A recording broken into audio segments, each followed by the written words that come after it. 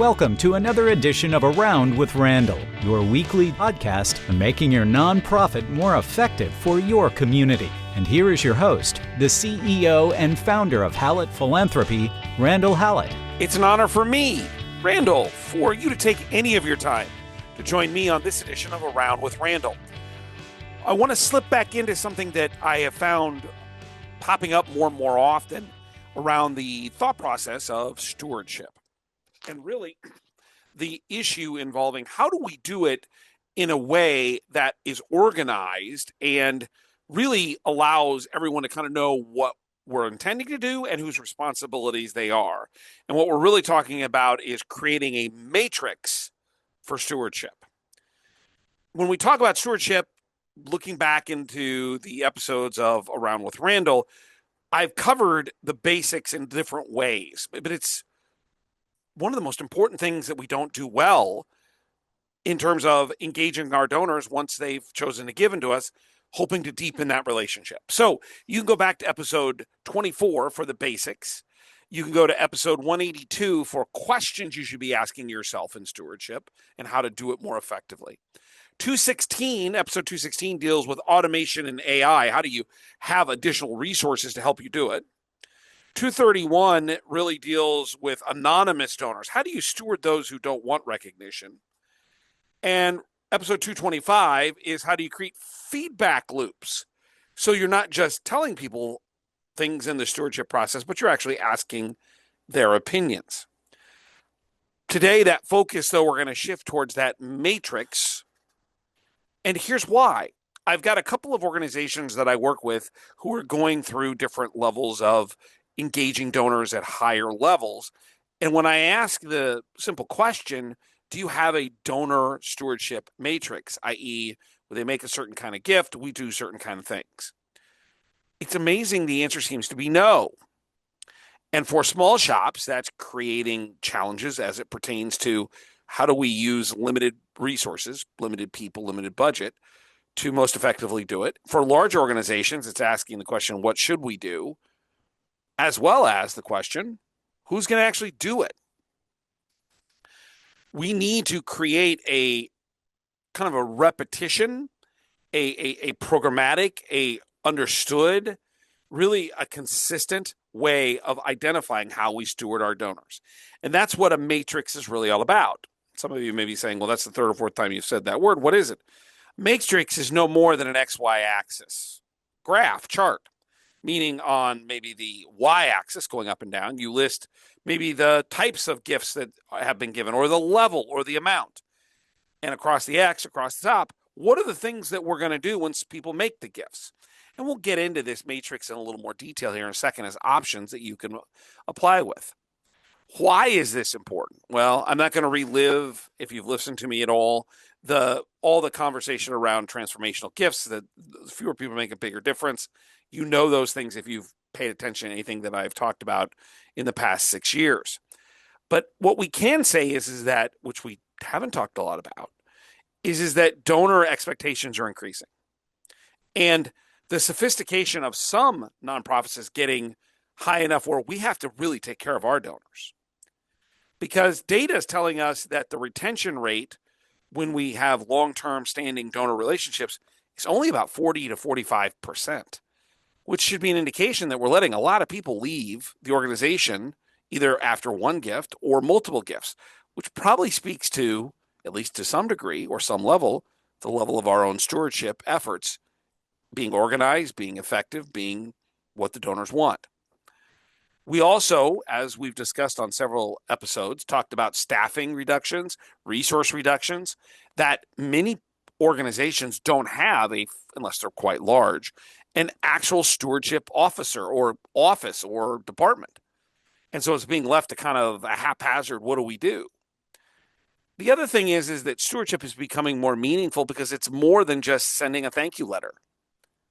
What is it that donors want to know, and how do we inform them of what that is?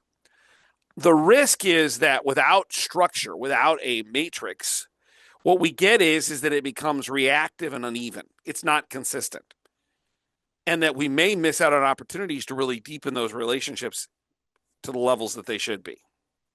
This makes it a matrix, if done correctly, creates clarity, creates prioritization, depending on what you're trying to accomplish, accountability internally, without adding a lot of headcount or resources. Again, you can do it in Excel. Or a spreadsheet. It's just X axis across the top. As an example, things that we do. Down the right side, the type of gifts and where they meet. That's what we execute. So let's, as we tend to do, start working our way down to the tactical, and we'll end with 6 things that you can do that are execution recommendations for your matrix. Let's start with what a matrix kind of maybe looks like. So there's lots of different ways of looking at this, but if we define the dimensions, the XY axis, as, let's say, in a simple organization, meaning you're just a couple people, and so you don't have a lot of resources. On the x-axis, you could have just dollar amounts, i.e. gifts up to 100, gifts from 100 to 1,000, gifts from 1,000 to 2,500, 2,500 to 10,000, 10,000 or above. So real simple. And down the left, you're a really small organization. Did we get the thank you letter out in 24 to 48 hours? Are we sending a personal note from somebody, a board member, the CEO, a staff member, if their gift gets to higher levels? Are we inviting them to certain events? And are we including their name in some type of publication? Or are they receiving a newsletter or annual report or whatever we want to call it? That's really easy. So down the left side or down the y-axis are all those things I mentioned, the thank you letter, the personal note, things of that nature. Across the top is the gift level. A more sophisticated place is probably going to add categories. So they're going to talk about acknowledgement and recognition and reporting and ongoing engagement. And those activities can include things like special invitations to specific events. As you get a little bit bigger, you might do certain things. You might do donor surveys. You might have holiday cards. There's all kinds of different layering that you can include. And remember, the best stewardship is authentic. You don't have to create new, just invite them into what you do. Then there is the most sophisticated, which you see in most academic medical centers, universities, things of that nature, larger nonprofits, where we break down gifts by the type, maybe the restriction, meaning it's like a chair or an endowed scholarship. We then break it into things that may be supporting different areas, like the law school versus the med school, or if you're in a hospital, this service area versus that service area. And that then pushes into the types of things that we do in terms of acknowledgement, recognition, reporting, where we're actually, which we're going to get to, start looking at very specific things around who is sending the note. Are we sending multiple notes? What kind of reporting are we doing for scholarship funds in terms of investments or in terms of the students who maybe received a scholarship fund? Or if it's a chair, what is the chair required, person in the position, like let's say a chair in the law school teaching constitutional law, required to give some type of report or inviting them into the classroom? All of this is based on the size of your organization. But again, if you don't have the matrix, you don't know who's going to do what and what you do. And so you just kind of guess. All of this, depending on the size of your organization, is actually fairly simple. Because if you think about an Excel spreadsheet or any kind of spreadsheet, I use Excel, down the left side is maybe the things that you can do. Across the right is maybe the recognition or the dollar figure or whatever it might be. In that box where the two meet, usually there's going to be some type of person who's responsible for that. So if we go back to our real simple matrix, just 4 or 5 things with dollar figures, couple columns. Somebody has to mail the thank you note, create the thank you note. Who is that? Somebody has to inform the board member and have the board member write a handwritten note if it's above a certain dollar figure. Or we're going to invite them into the list, or we're going to call them and say thank you. The real success in these matrix is not only really defining what's appropriate X and Y, what you do, dollar value, or where the gift might go, but is assigning accountability for who's going to do the work. If you're a small shop, you may have 3 or 4 things on your list every day of different areas of a philanthropy effort that you are responsible for. You're not solely doing this.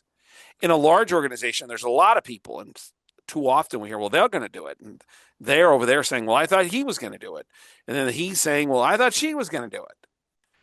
The accountability piece is critical, because when you put people's names in there and then work their jobs into that matrix, or at least that part of the job, they know every day or every couple days or whatever your rhythm is in terms of timing, I got to do these things. And there's nothing worse than building out a matrix like this to help you build stewardship, to make the relationship more meaningful, to really engage donors where they want to be engaged. And then nothing gets done. You got a great looking matrix, but there's no accountability or responsibility. The accountability component can be tracked in a CRM, on a simple spreadsheet. I recommend the CRM. But what it does is it removes that ambiguity. It ensures proportional allocation of time and effort. The bigger the opportunity, the bigger the gift, the more time we're going to spend. And it aligns with our overall stewardship, hopefully, values and obligations to treat the donor with the respect and with the dignity and with the appreciation we should have for them engaging us by making a gift. So let's start moving right into that tactical. Before we get to the 6 things, just some bigger picture items that I would keep in mind if you're looking to develop this kind of opportunity, this kind of tool. The first is that I would not over-engineer it. It is better to start smaller and build into it. If you're a small organization and you've got 50 things that we can do at 25 gift levels, you're never going to get it actually done. So number 1, keep it simple. Number 2, this is kind of the high level stuff before we get into the really tactical, is use standard donor segmentation rather than trying to create new ones. It could be a simple segmentation as dollar level. Or maybe you've got multiple divisions of your organization, law school versus a school of ed versus medical school. Don't try to over-engineer the donor segmentation pieces. Third, make sure that you have a baseline set for each one of them, for each level, and that you roll up, meaning that if you have the easiest, simplest thing, thank you letter within 24 hours, everybody gets that. And then you may skip a level if it's, let's say, below $25. And if it's above 100, they get a board member thank you note. It builds, they get both. And then the third level, they get something else. You want to build into this. The third, as I've mentioned, when we talk about grand view, before we get to the tactical, is that you need to assign individual responsibility. Clearly, even if one person owns multiple tasks, you can't have holes. Well, I thought they were going to do that. I thought they were going to do that. A matrix, if done correctly, is a prioritization tool. It protects limited time and limited resources from being consumed by really low impact things that don't really make a difference, to focus on the things that are at the highest possible levels that donors value, that build the relationship, that give them the appropriate attention, if they want it, they so deserve. It's not meant to be more than that, but it certainly can frame exactly what gets done every day. And so the question before I get to the 6 tactical things, can you put your hands on a donor stewardship matrix in your office? I think I'll have people who will listen to this go, oh yeah, we do these things. And I'd come back to, well, that's great. That's wonderful. That's what we want. Can you show me the matrix? Can you show me the Excel spreadsheet or the spreadsheet with all these things in them? Is everyone assigned? Has everyone got something to do? And so as a part of this process, I come back to where we started. Do you have a physical document? Print it out, or potentially print it out if it's on a computer, that you can use as a template so everyone knows exactly what's going on. So let's go all the way down to the tactical. What are the 6 things I would recommend that are quintessential to creating the right donor stewardship matrix? Number 1, create clear gift tiers to start. Try to avoid excessive segmentation. The reason why is that if you create a matrix that's way too detailed, way too segmented, unless you're a major academic institution or a major healthcare or academic medical center, that you have, 4 or 5 people in the stewardship office. If you make it too complicated, you will work against yourself in terms of compliance or the idea of getting it done. Simplicity increases compliance. So number one, keep it simple, which sound like the broad strokes I was talking about a moment ago. Number two, there will be a natural reaction or natural inclination to want to customize a lot of stuff. And if you remember back to episode 216, where I talked about automation and AI and stewardship, I said this is one of the areas that we can create more customization if we have AI or automation tools. But a lot of places who don't even have a matrix, that's like way down the road, which means you need to standardize the deliverables, simple things, building in templates that can be used over and over and over for acknowledgement and reporting. And you only customize where it's absolutely required. Too often we think we have to create something for every individual donor that's unique. That's great if every donor is a $5 million donor. I'm not opposed to that. But what ends up happening is it burns staff time. It burns our most limited and important resource, time. The more you standardize these deliverables and then do very individualized, limited, customized things for the very highest either donors or potential donors, the more likely you are to be successful with it. Number three is document donor expectations at the point of the gift, meaning when you get notification that someone's either going to make a gift or that they've made a gift. Too often we don't ask what they think they should get in terms of stewardship. Now, a lot of the time, I think we're afraid to ask because we think they're going to ask for a lot. The reason we should ask, though, is that that's going to help us frame the matrix. Meaning, if you have a $100 donor, or let's say a whole bunch of them, and they all say, well, I want X, and it's easily standardized and can enhance their connection to who we are and what we do, why in the world wouldn't we add that to the matrix? So things like communication preferences. Do they want email? Do they want a letter? My mom does not want to read something on her phone or her iPad when it's important. She wants to see it on paper. I, on the other hand, am kind of 50-50. My kids, I can tell you, I don't even think they know how to spell paper. All this is to say is that when you gather this information, it's going to help you inform what the matrix should look like, what's included, and then be able to deliver things in meaningful ways. So number three is document donor expectations. Number four, as I mentioned a couple times, you need to assign responsibility where the X and the Y axis meet, i.e., if we do personal thank you notes to board members of $100 or more, who's going to be responsible for putting that note in front of the board member? Because I don't think they're just going to show up and write it without some direction. And this is where one of the times we really don't want a shared responsibility. This is a militaristic, to steal from my father, understanding of responsibility. You do that. It's not meant to be punitive. But all too often, if we don't assign the responsibilities in these matrix, who's exactly going to do the work, then everybody literally looks at them and goes, well, I'm really busy. I thought they were going to do it. Put a name, even if it's a small team. Even if you've got multiple responsibilities in the matrix, put a name to it. Specific. Number 5, get it in the CRM. Now, this one seems a little blasé, so to speak, or simplistic. Yeah, we put the thank you letter in there. Great. Do you take a copy or make notation that the board member sent a particular individual note?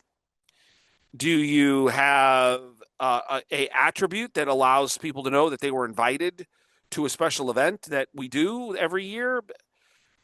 and I'm not talking about like the gallon they pay for it, like you do something that's special. Do you like, do you have, like, we used to, at the medical center would have, I had M&Ms made with our logo on them, and I just took them all over the country. Everybody loved them, and they were different sizes depending on the gift. Do you say I dropped them off at the house? I did. You need to document all of these things when you send out donor surveys, when you provide some type of stewardship report, i.e., like an investment report or scholarships and who got them or whatever it might be. You need to ensure that information's in the CRM so when we can run reports, we know exactly what's being done and who's been done to, and are we actually getting any bang for our buck in the investment of the matrix of delivering what we say we're going to do. Number 6, this is a living document, meaning you should review it and adjust regularly. I would say annually. We're at least going to review it. If you're a really big operation, maybe you could do it semi-annually. But we're going to change the XY axis depending on the sophistication of our particular philanthropy, meaning in a campaign, I'm going to add more things. If I lose a staff member or two because of whatever, I may have to adjust. You need to evaluate about what's being executed, what's successful, how many staff members are, what kind of fundraising you are doing, and refine that matrix based on that capacity, time, people, and what you're looking as outcomes. If you do it once and it lives for 10 years and the organization changes, you haven't adjusted your stewardship to what's meaningful. So 6 things: clear tiers, standardized deliverables where possible, as much as possible. Document the experiences document the donor's experiences of what they want in stewardship so you can move the matrix appropriately, which kind of ties number 6 about reevaluating and redoing it, or at least adjusting it. Number 4 is assign ownership, militaristic. Somebody's got to own the responsibility. Number 5 is get it in the CRM so we can run reports, a disciplined process. And the last one is review it, make it a living document. I know this sounds elemental, but every time I seem to ask, can you show me a donor stewardship chart matrix? They can't, or too often they don't or won't. They don't have it. And I hear too often, oh, we're doing stewardship. This will help dramatically increase the compliance that you want with stewardship to elevate donors to higher levels of giving. And at the end of the day, that's really what we want, isn't it? To build deeper, more meaningful relationships. Donor Bill of Rights. We want to ensure that we are responsible to the donor to report and to engage, to let them know their gift made a difference. And a donor matrix chart does that. If it's used every day or every week, and we adjust it and we do the things that I've recommended as kind of the 6 tactical ones that allow us to better our relationships with people who've already given us money, which should be the next major conversations about them being the next donor at higher levels. But that doesn't happen without stewardship. Think about spending just a few minutes putting that matrix together. And you might realize, because I've done this, you aren't actually doing all the things you think, or they're being missed because we don't have the matrix to assign responsibility and know what level we want to do it. Don't forget to check out the blogs at Hallett Philanthropy, 2 per week. Get an RSS feed. Things I see, feel, read, 2 a week, probably 90 seconds, maybe 2 minutes max if you read slowly. Blog posts. These are not meant to be dissertations or books, just quick posts about different things that are going to challenge your thinking about leadership, about life, and about philanthropy. And if you'd like to reach out to me, it's podcast@hallettphilanthropy.com. I always end the same, and sometimes I think it's too repetitious, but I do believe it's important. Philanthropy sits in the gap, in the hole between free enterprise and government, where free enterprise on one side won't do certain things so they don't make money. And on the other side, government, which isn't that efficient at times. They can't do everything. And as a result, philanthropy, nonprofits, charity, being someone who wants to make the world a better place fits into that gap between the two to help those who have fallen in that gap, which brings me to my all-time favorite saying. Some people make things happen. Some people watch things happen. Then there are those who wondered what happened. Interestingly enough, I don't say often enough the difference that the people I have the privilege of working with are making for their nonprofit, for their community. And I need to do that more often, so I'll start as a reminder to you here today. You're making a difference. Is it perfect? No. Are there challenges? Yes. Are there headaches? Yes. Are there sometimes you just shake your head and go, what are we doing? Yes. But you're someone who's making things happen. And you find other people in your office, on boards, donors in the community leaders who are also wanting to make things happen. For the people at the end of this equation who are wondering what happened, who need a helping hand, maybe even organizations or parts of the community or aspects of the community that need help as well. Don't ever underestimate the importance of the basics of philanthropy and the definition, which we all too often forget. Love of mankind, love of humankind. It isn't about money. It's about making a difference. And people who choose to be people who make a difference, people who choose to engage, are changing lives. And that's you every day. And if no one else says it, I'll say it. Thanks for being a difference maker in the community in which you live. I'll look forward to seeing you the next time, right back here on the next edition of Around with Randall. Don't forget, make it a great day.